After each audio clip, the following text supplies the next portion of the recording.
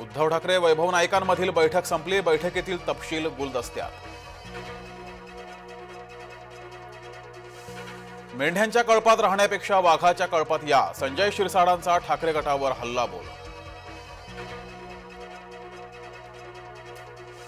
उपमुख्यमंत्री एकनाथ शिंदेंनी बोलावली बैठक, रायगडसह नाशिकच्या पालकमंत्रीपदाच्या तिढ्याबाबत चर्चेची शक्यता।